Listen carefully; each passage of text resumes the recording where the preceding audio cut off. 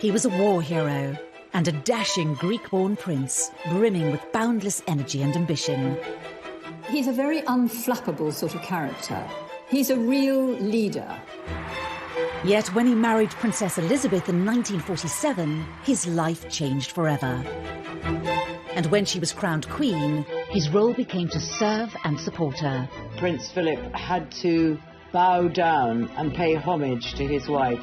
I, Philip, am your liege man of life and limb. It's a role he's dedicated almost 70 years to. It's been a challenge for us, but by trial and experience, I believe we have achieved a sensible division of labour. Why did he choose this life? And how have the requirements of duty sat with a man who is fiercely independent, opinionated and self-sufficient? He is someone who doesn't take easily to compliments, but he has quite simply been my strength and stay all these years. He's a curious mixture of being blunt, really quite rude at times, and very sentimental, very deep thinking, very inquisitive. Just how did Philip carve out a role as the king without a crown?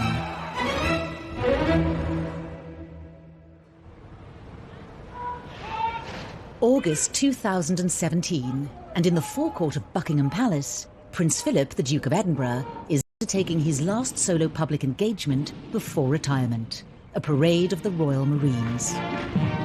He is 96 years old. It's over 70 years after his first official outing. In those years, he's packed in over 22,000 such events. He's been admirable in every sense and completely supportive of the Queen, and she would be the first to say that she really would have been very difficult to do it without him. There is this sense that she's only really been able to be as successful on the throne because she's had Prince Philip by her side supporting her. For those who believe that the monarchy is of some use to this country, he's an immensely important and influential figure. It's been a long, strange journey for the boy, born a virtually penniless prince of the Greek royal family in 1921. The thing about Prince Philip is that he never really had a home, or at least not for very long. Although he was born in Corfu, on the kitchen table, he wasn't there for very long and the family went into exile. They lived in Paris until he was about 8, but then when his mother became ill, his father decided to kind of close down the house. He suffered so much. His mother had been locked up in an asylum, his father had been an unfaithful man, and pretty much left Philip to fend. They just pushed him around like a parcel. Relatives and benefactors paid for his schooling in Scotland, and then influenced by his mentor Lord Mountbatten, the young Philip opted for a naval career, enrolling at the Training Academy in Dartmouth. Health and muscular control are still important branches of naval training. The disciplined military environment suited Philip's temperament and provided some stability, something his own family had been unable to do. He was a very outdoorsy person. He loved playing cricket. He enjoyed running. He was always very competitive, so he enjoyed sport as long as he won. Philip became a star cadet and was an obvious candidate to entertain the two young princesses, Elizabeth and Margaret, when their parents, the King and Queen, came to visit. While they were at the captain's house, in walked Prince Philip, who sort of suggested that they go outside. Princess Elizabeth was enraptured, and she never really took her eyes off him for the whole visit. She was just entranced by him. She was 13, he was 18, and he was this glamorous, handsome, young Viking naval cadet about to go off to war. I mean, how was that not going to win the heart of this young girl? There was no way that she wasn't going to fall in love with him. But with war in Europe starting only months later, events soon took over their budding friendship as Philip sailed off to do battle. He saw action as an officer on HMS Valiant in the Battle of Matapan in the Mediterranean in 1941, where the British fleet trounced the Italian navy. He acquitted himself with great sort of bravery and great quickness of thought, and he was definitely seen as one of the rising stars. And as the war drew to an end, Philip fully expected to continue his rapid promotion through the naval ranks. He certainly had a good war, and of course a young, good-looking naval officer who'd had a good war. Absolutely the epitome of everything that was respected, respectable and wonderful come 1945. He's peculiarly well suited for the Navy. I mean, seamanship and navigation and everything came naturally to him. But also he absolutely loved naval life. It was a family for him. And on the home front, his friendship with Princess Elizabeth, who was by now 19, had turned into a fully fledged romance. Not everyone was happy with this turn of events. The courtiers, the household, the royal family, even government, there was a feeling that he just wasn't the right character for the job. It was said that he was ill-tempered, he was rough, and he was not inclined to be faithful. And really, I think a independent man. There were a lot of suspicions about him, of course, as you can imagine, because if you look at his ancestry, there is a lot of German blood there. I think the king's concerns were more that his daughter was too young, really, to marry. He didn't want to lose her so soon. He liked Philip, but liking someone and having them as a prospective husband for your daughter are two very different things. And he felt that she needed to see the world a little bit. Partly to test the strength of her feelings for Philip, Princess Elizabeth was packed off with her parents on their 1947 tour of South Africa. Simple fact is that no matter how many times Elizabeth was told that Philip wasn't quite right, she'd look elsewhere, she didn't listen. She'd been set on Philip from the age of 13. He was the perfect husband for her. And actually, the more people tried to dissuade Elizabeth from marrying Philip, the more she became set on it. Despite the subtle, or not so subtle, arm-twisting of establishment figures, on the 9th of July 1947 came the announcement that changed everything. In these, the special studies of the pair since the news of their engagement, it's easy to see the radiant happiness of the princess as she and her very good-looking husband-to-be pose for the cameras in the palace. They both fell in love with each other. Princess Elizabeth was clear that this was the man she absolutely loved, and I'm sure she made that very clear to her parents. And so I think that was probably ultimately what sort of swung it, really. Philip slipped into his new role, supporting his fiancée, Princess Elizabeth, on her official duties. I am so happy that on this, my third visit, my future husband is by my side. He was the semi-destitute prince who had won the hand of the most eligible bride in Europe, if not the world, and with it an invitation to join a secure and settled family, very different from his own chaotic upbringing. But as he was to find out, the decision to marry Princess Elizabeth came at a price.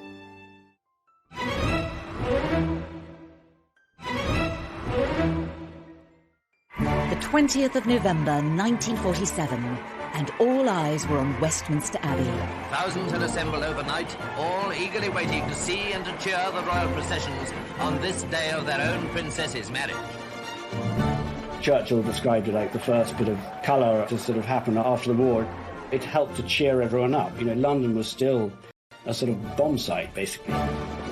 Rationing was still in place. People had gone through a difficult time during the war. The country was drained and exhausted, yes, absolutely exhausted. In 1947, people became swept up with the euphoria of it, and suddenly this wedding of this gorgeous young couple was something that people could focus on. There's this beautiful wedding with a lovely gown and bridesmaids and all the things people had missed in the 40s and the late 30s. But when it came to compiling the guest list, there was one decision that indicated just how sensitive the establishment was to Philip's background. Prince Philip's sisters were not invited to the wedding because they were married to quite high-ranking German officers, and one a member of the SS. His father had died during the war, so the only member of his family there was his mother.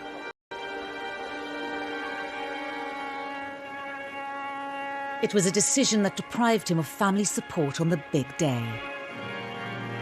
I think he was a little hurt, but it was probably the right decision because there was still a very, very strong anti-German feeling in this country. It must have been very difficult for him, but I guess he just went with the flow, basically. There's no evidence of any arguments about it. There was a sort of feeling that he was up against it. had a sort of fight on his hands during the early years of his marriage, and to sort of establish himself, find a role for himself and a role in the country, really. Every father will understand this father's pride and delight in his young son. And almost a year later, Charles, the heir to the throne, was born. But for Philip, there was another indication of where the real power lay. It had been decided by Churchill and others that the couple's children wouldn't take his family name, Mountbatten, but hers, Windsor. He said, you know, I'm nothing but a bloody amoeba. Some sort of happier compromise might have been found, but I think it definitely, you know, it created problems in the marriage, I think. Now, Prince Philip did actually argue against this, so I think it was an unhappy moment for him. As life settled down, Philip faced the question, what was his new role? He made a few tentative forays onto the public stage. Boxing at the Royal Albert Hall, and the Duke of Edinburgh was the guest of honour at the London Boys Club Championships. I'd like to say how delighted I am in that capacity to see this hall so full of people, obviously well-wishers of the London Federation of Boys Clubs and of the Boys Clubs throughout Great Britain. But what he really wanted was to continue his highly successful naval career, and that meant a stint as an instructor. Lieutenant Mountbatten returns to the Naval Training Centre at Corsham, where he's an instructor at the Petty... It wasn't his thing. He wanted to be out there, commanding on active service. So desk jobs, teaching, administration, that really wasn't the job he wanted. Malta greets the arrival of Princess Elizabeth. His luck changed when he was posted to Malta in 1949.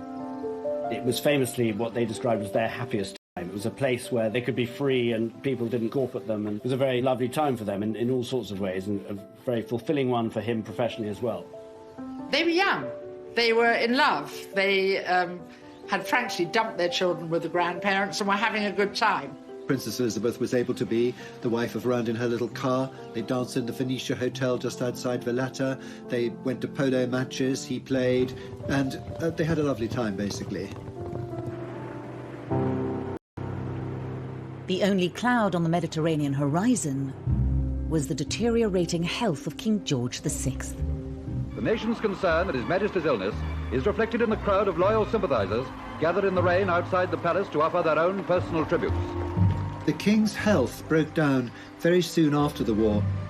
There were state visits when Princess Elizabeth had to make his speech, when the Queen Mother would be greeting, as it were, the King of Norway, and the King didn't even leave his room. So the ill health of the King curtailed Prince Philip's naval career. Philip tried to reconcile being pulled in two directions at once, a desire to continue with the naval career he obviously loved, and the duty to support his wife. The Duke of Edinburgh, who of course holds the rank of Commander, Royal Navy, went to Chatham to unveil the World War II extension to the Naval War Memorial. I'm particularly proud to do this because, like all of us who served in the Navy during the war, I lost many friends and shipmates who are commemorated here. As the King's health worsened, Philip's dual role became increasingly difficult to balance. It was decided the young couple should undertake a tour of the Commonwealth in place of the King. When you look at the pictures of the King bidding farewell to his daughter, people must have wondered a little bit whether they would ever see each other again. Although Elizabeth and Philip were deputising for the King, they didn't necessarily know how ill he was. I think that both Elizabeth and Philip thought that he would continue, although much weakened in health, for many years to come. And it was while the Duke and Princess Elizabeth were staying in a lodge in Kenya that news came through which changed Philip's life forever. The death of George VI was a huge shock. Prince Philip looked as though the world had ended. It meant the end of his free life, really, and this was a sort of moment which he knew was going to happen at one stage, but he had sort of... And it fell to Philip to break the news to Elizabeth. Prince Philip took the Queen for a walk, and that's when he told her that she'd become Queen. Elizabeth had always been so devoted to her father, and to tell her in the middle of a tour that her father was dead and she had to go back to be Queen must have been a quite devastating job. The tour was abandoned and the couple returned to the UK, leaving their old lives behind in Africa. They flew back almost immediately, and there's that very poignant pictures of the Queen coming down the steps in black, as a young queen almost coming to claim her kingdom. For Philip, this was the moment when he realised that he was now going to be consort, and his role now was to walk 2 steps behind the Queen. And it was really a very difficult moment for him. I think it would have been difficult for many men in the 50s to have to walk behind their wives, to be the consort, to be the support. Had he been allowed to continue with his career, he might very well have reached the position of the most senior man in the Navy, because people who sailed with him did think that he had the talent possibly to have become First Sea Lord on his own merits. He'd just been promoted in the Navy, in the Royal Navy. The best years were ahead, he said later, but he had to give it up. He had to be at the Queen's side. And it was a massive sacrifice for him.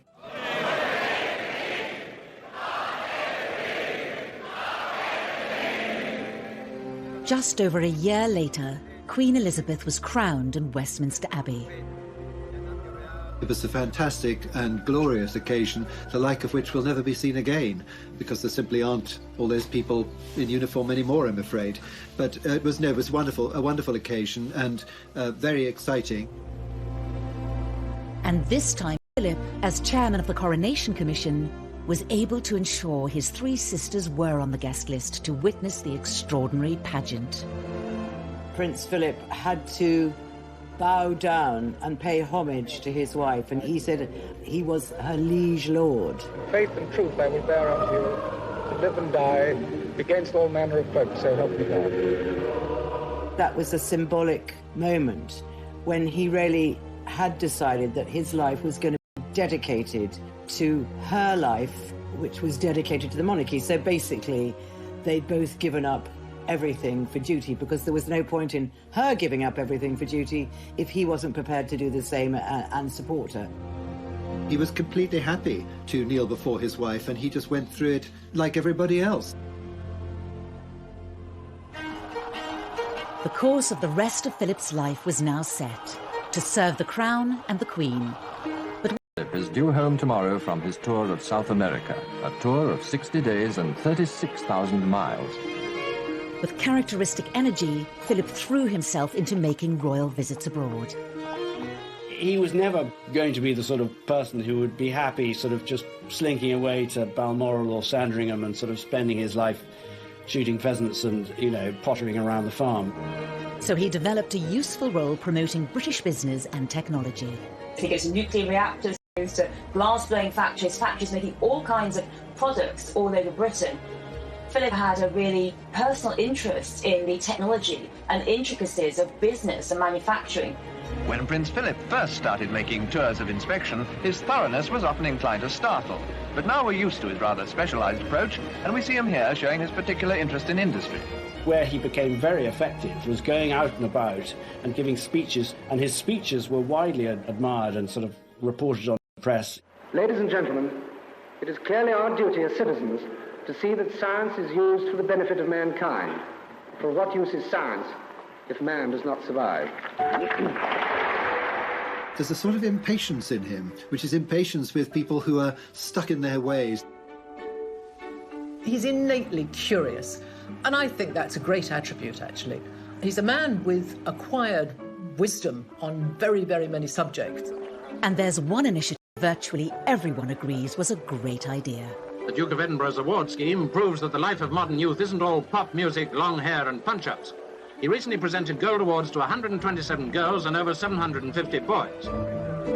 Since its launch in 1956, over 6.5 million young adults have developed their confidence and skills by taking on physical, social and charitable challenges in their desire to earn a bronze, silver or gold award. Just got to talk to these young people who come from every walk of life and find out what they've done and the excitement they've done, the adventures they've had getting these awards, to realise that it is a great achievement that he started this scheme, and it's very much of his character. The presentation took place in the gardens of Buckingham Palace, something of a thrill for all the youngsters. Whatever his personal feelings and frustrations, Philip was reconciled to his role supporting the Queen, was father to 4 children, and the monarchy seemed secure for another generation. Philip's life seemed as settled as anyone's could be in his extraordinary position. But soon the settled life would be tested to its very limits, and the test would come from inside his own family.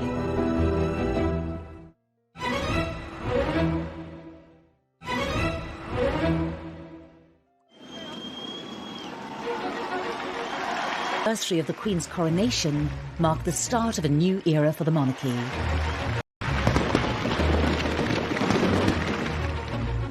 The year before had seen the Duke of Edinburgh and the Queen welcome the birth of their first grandchild to Princess Anne. But thoughts soon turned to Charles, the heir to the throne. Approaching his 30s and still single, Prince Philip was anxious for his son to settle down and maintain the line to the throne. It was his father who had made all the decisions about the children during their lifetime. He very much was the one in the family who wore the trousers. So I think the fact that the role fell to him to give him a kick up the backside, to say now was the time, he couldn't just swan around with any number of pretty girls on his arm. And so, yes, it was probably natural for Prince Philip to take that role. When the Prince of Wales began courting Lady Diana Spencer, it seemed to many that he had met his match. But Charles was unsure. It fell to the Duke to urge his son to make a decision. Prince Charles and his dad are very different creatures. He's a pragmatist, and Charles is a romantic. I don't think that Prince Philip has been unfeeling towards Charles ever, but I think he found that his son was dithering about whether he should marry this young girl or not. There came a point when Prince Philip told Prince Charles to get on with it. And that is how a letter was written to Prince Charles. And what it actually said was, this girl is running a gauntlet every day of press and things. If you are going to marry her, I think it would be a good idea to get on with it. And if you're not, then probably it would be kinder to say so now, rather than to leave this thing in a limbo. Prince Charles felt himself to be very pressurised into it. 11 a.m., Buckingham Palace. The beginning of a day to remember for Prince Charles, Lady Diana, and for quite a lot of other people too. Jolted into action by the Duke of Edinburgh, Charles proposed to Diana in February 1981. The two were married just 5 months later to the delight of the nation and millions around the world. But to Prince Philip's dismay, Charles and Diana's honeymoon period would be short-lived. The strains in their relationship were fully exposed during their trip to South Korea last month. The distance between them could not be disguised. The papers dubbed them the Glums. Well, being a dad and being a father-in-law, he would have been pretty disappointed because he and the Queen believe in the sanctity of marriage. There was disappointment that this great expectation in 1981 of this mammoth wedding, which was everybody billed it as a fairy tale wedding, should sort of suddenly crumble in the mid-80s. To counsel the once happy couple. He wrote letters in which he tried to be a marriage counsellor, if you like, and she wrote back always saying, dearest Pa was the way she started letters, and she said, I think you really underestimate your skills as a marriage counsellor. And she also said, whatever happens, I will know always that you care. This is Prince Philip, husband, consort of the Queen, father of the Prince of Wales, who is heir to the throne.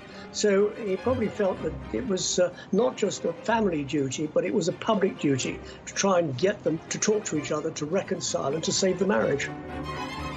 No two marriages are quite alike. I think that the main lesson that we've learned is that tolerance is the one essential ingredient of any happy marriage. It may not be quite so important when things are going well, but it is absolutely vital when things get difficult. Despite Prince Philip's attempts to mediate, Charles and Diana separated in 1992. It is announced from Buckingham Palace that, with regret, the Prince and Princess of Wales have decided to separate. It was just one of a series of marital setbacks to hit the royal family that year. The Yorks' apparent separation leaves two young children in an unprecedented position so close to the throne. To see your children go their separate ways and to suffer and to do so publicly, it was very difficult for them. Probably a little frustrated that they just couldn't get on with it, because that's the kind of man he is. He's a man who gets on with things. I sometimes wonder how future generations judge the events of this tumultuous year. The marriage finally cracked amid rumours the princess had been secretly meeting the dashing naval commander Tim Lawrence. He was exasperated that all these things were going on within the family, none of which was the fault of the Queen or Prince Philip, but was having repercussions on the Queen in that the media was saying, well, why can't she control her family? Well, if your son is 40-something, you don't tell a 40-year-old how to behave. You hope that they're going to be able to do it themselves. It has turned out to be an annus horribilis. But after the breakdown of 3 of their children's marriages, in November there would be yet another blow to the Queen and the Duke of Edinburgh. There are no words that can describe this scene. The sky aglow above Windsor tonight as 1,000 years of history takes flame. The Windsor Castle fire was a huge personal tragedy for the Queen. It's a much-loved home, and I remember being there and watching her in the courtyard the morning after the fire, walking amongst the smouldering timbers, and I felt really sorry for her. She seemed like a rather sad old lady at that moment.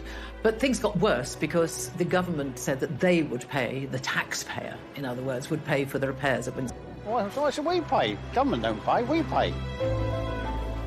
The Queen and Prince Philip were dropped into it, beyond their necks, right up to their eyebrows.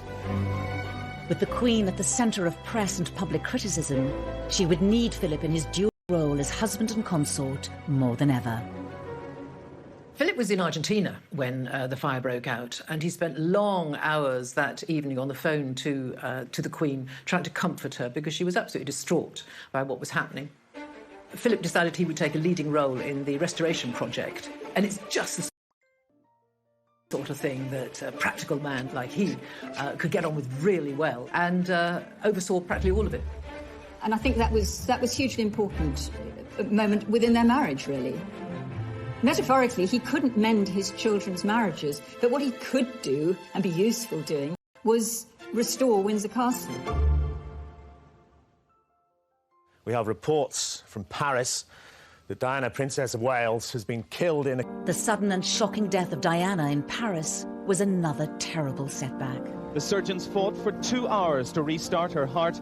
At 3 o'clock this morning, London time, they admitted defeat and announced that Diana, Princess of Wales, was dead. The decision to remain at Balmoral in the days that followed caused public uproar. But it was a family decision, and one Prince Philip was at the heart of. The Queen and Prince Philip took the view that when Diana died, the children who were already at Balmoral should stay at Balmoral, and that the family should hunker down together in Scotland, looking after those boys and wrapping their arms around them. Philip would have been very instrumental in them staying up in Scotland, because he would have known the way a boy gets over stuff is doing stuff, activity, climbing a tree, and also running, physical exhaustion, so they would actually sleep at the end of the day. All of those things would have been part, if you think about it, of the training that Philip had had. He's always done exercises all his life, and I think he would have thought, this is what might help the boys through the next couple of days. When they did eventually come down to Buckingham Palace, someone handed a bouquet to the Queen and said, look after the boys. And he said, well, that's exactly what we have been doing. That's what we've been doing. He was very much the grandfather then, and he continued to nurture and guide William and Harry through those dark days following Diana's death. These people are waiting to see the People's Princess pass by on her last journey, and the royal family are at the gates of Buckingham Palace waiting to do exactly the same thing. Just as it was behind closed doors in Balmoral, Prince Philip's role would be just as pivotal on the very public day of Diana's funeral, as millions watched around the world. I wondered where the Duke of Edinburgh was when I saw the gates of Buckingham Palace. I should have thought of it. He, of course, going to walk to, a gentleman of 75 years old. Philip played a very big part in the way the funeral played out. Charles Spencer wanted to walk behind the cortege himself on his own. And the two Charleses fell out over this. And it was solved and sorted by Prince Philip, who stepped in and said, look, I will walk as well. And as a result, the two Charleses, the two boys, and Prince Philip all walked that long walk from St James's Chapel to Westminster Abbey. There was controversy over whether or not the boys should walk behind their mother's coffin. There was some pressure, I think, from Downing Street that they should be seen to do so. And in the end, will you walk? And so they did walk behind their mother's coffin, something that Harry to this day feels was not right for such a young lad, and was very traumatic for him. But there is a moment when the coffin passes under an archway of horse guards, and you can see, I think, Philip just put a little reassuring hand on William's shoulder. He was there by their side and giving them some very important and much-needed strength. Prince Philip is known as having this gruff, get-up-and-go side to his character, but he also has a very emotionally intelligent and sensitive side, especially to family things, because he had a very tough childhood himself. So I think because of that experience, it actually makes him more, not less sensitive to dealing with family problems. Toward the end of yet another tumultuous royal year, the Queen gave a speech on their 50th wedding anniversary, reserving special and rare public praise for her husband and consort. He is someone who doesn't take easily to compliments, but he has quite simply been my strength and stay all these years. And I and his whole family, and this and many other countries, owe him a debt greater than he would ever claim, or we shall ever know. When tragedy has struck, or when the monarchy has looked as though it was going through a rocky period, that's where Philip has really come into his own. He's a very unflappable sort of character. He's a real leader and a tower of strength. The Duke had been instrumental in helping the Windsors navigate the most turbulent years of the Queen's reign. And thankfully, brighter times were ahead. By 2002, the dark clouds over the royals lifted, as the British people came out in their millions to celebrate the Queen's Golden Jubilee. Prince Philip was, as ever, by her side to share in this momentous occasion. If ever the monarchy came close to real serious difficulty, it was during the 90s. But really, by 2002, the reception that the Queen got for her Jubilee just made all of that decades disaster go away, really. For Prince Philip, as the strength and stay of the monarch all of these years, he wanted a milestone himself, and 50 years on the throne was significant for him as her partner and right-hand man. He also enjoyed seeing the crowds, so he was very much in tune with those who were coming out well-wishing and enjoying it on behalf of his wife. And suddenly it seemed like they were having a royal renaissance. The royal family's popularity was at a high, thanks in no small part to the Duke of Edinburgh's unerring support. But fresh challenges would be just around the corner for the Queen's loyal consort. The moment of reckoning for Prince Philip.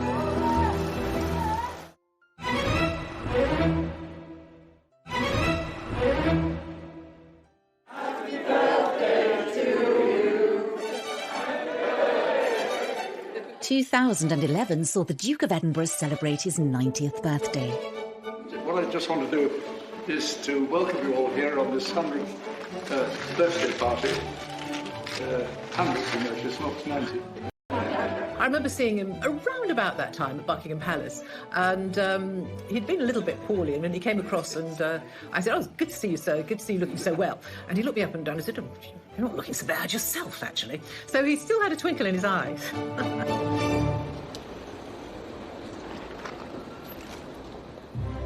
The Queen had a fitting birthday gift lined up for her husband, awarding him the post of Lord High Admiral of the Navy.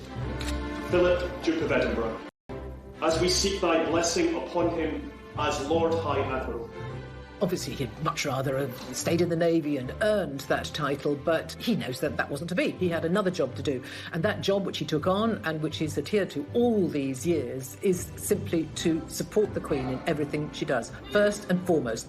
Although when asked that, I mean, he said, regrets? What's the point of regrets? You know, there's no point in regret. See, practical man, no point in regretting. This is what it is. Get on with it.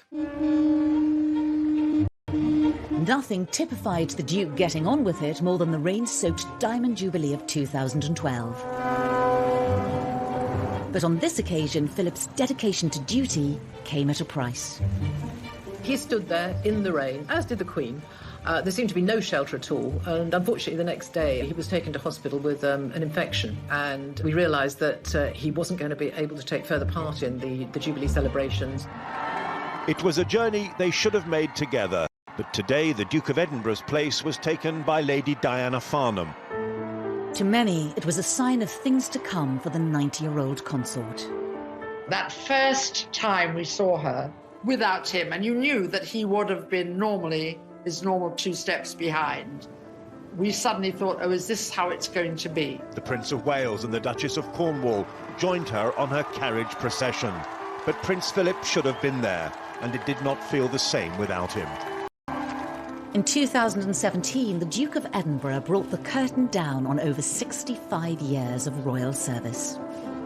At one of his last engagements, someone said, "Oh, I'm sorry to hear you're standing down." He said, he was feeling physically that maybe he should take it slower. But stand up he did. For the last of his stints as royal consort. And again, it was one of those days, if you hark back to 2012, that river pageant, it was chucking it down.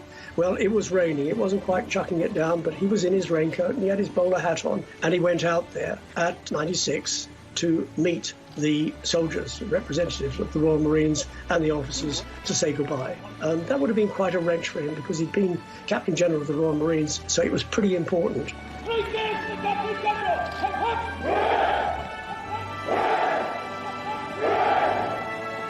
He doesn't do misty-eyed. He doesn't get a lump in his throat. He's not that emotional.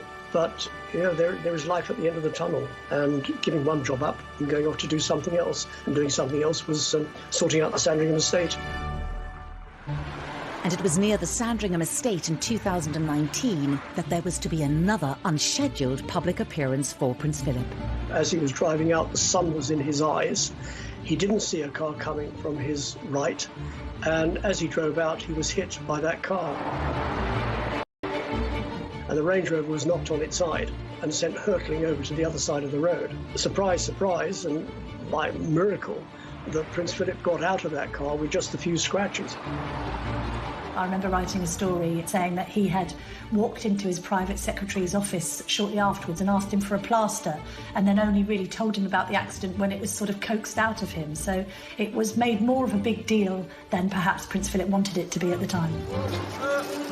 Luckily, the other passengers were not very badly hurt, but it was a moment of reckoning for Prince Philip, who by that age of 97 was quite old still to be driving. He apologised, and I think he has said he will no longer drive on public roads. But since then, there's been a picture of him driving on Windsor private roads. So you can't just get this man down. I mean, he's not going to give up his independence. This is who he is. And I rather admire him for that. The British public has long loved Prince Philip because of, and sometimes despite, his colourful character.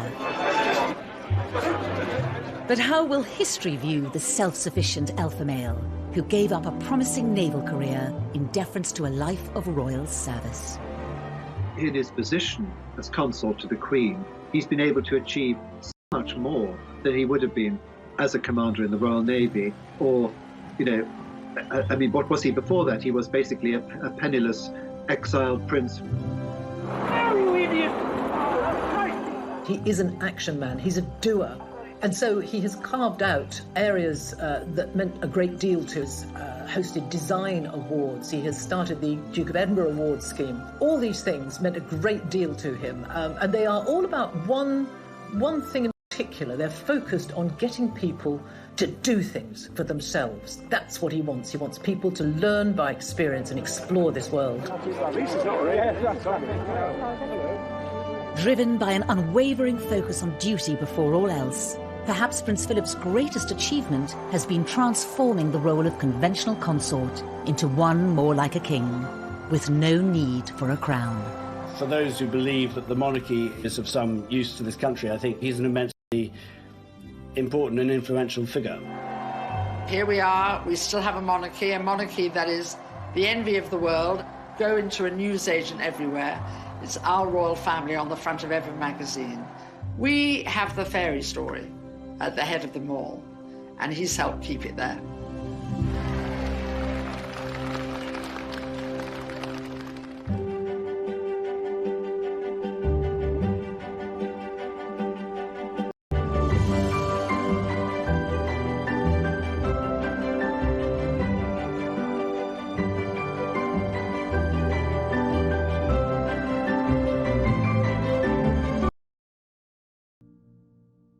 It has turned out to be an annus horribilis.